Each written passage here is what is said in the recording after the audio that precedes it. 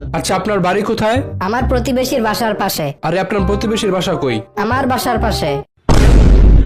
আচ্ছা, আপনাকে একটা সাধারণ প্রশ্ন করি।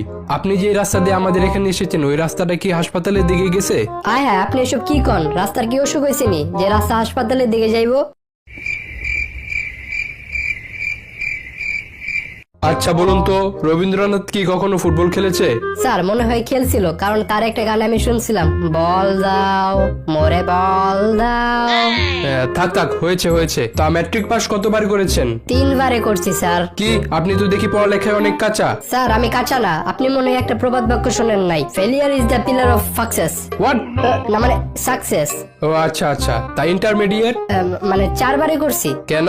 স্যার 3 বারেই করে ফেলতাম, কিন্তু লাস্টের বছর পাশের হার ফেলের হারের চেয়ে কম আসছিল, তো তাই 10 জনে যেদিকে গেছে ওইদিকে আমিও গেছি। একটা প্রবাদ বাক্য আছে না, 10 মিলে করি কাজ, হারি জিতি নাহিলাজ। ওহো, খুব ভালো। তা আপনার কোন বইটা সবচেয়ে পছন্দের? আমার বাপের ব্যাংকের চেক বই।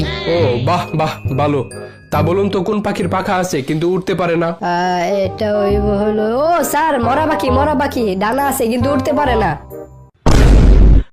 আচ্ছা, দুইটা অপরিচিত মানুষের হঠাৎ করে পরিচিত হওয়ার উদাহরণ দেন তো। এটা হলো আমার বাপ মা, বিয়ের আগে অপরিচিত ছিল, কিন্তু বিয়ের পর তাদের দেখলে মনে হয় তারা হাজার হাজার বছর ধরে পরিচিত ছিল।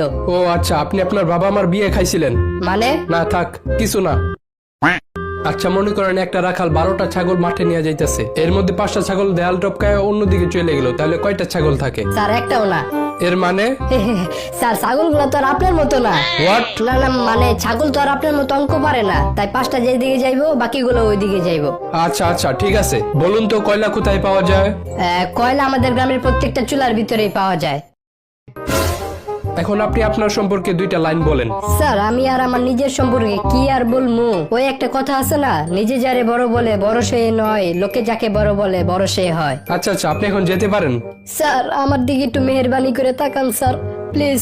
আচ্ছা আচ্ছা, ভেঙে পড়েন না, আপনাকে একটা লাস্ট সুযোগ দিচ্ছি।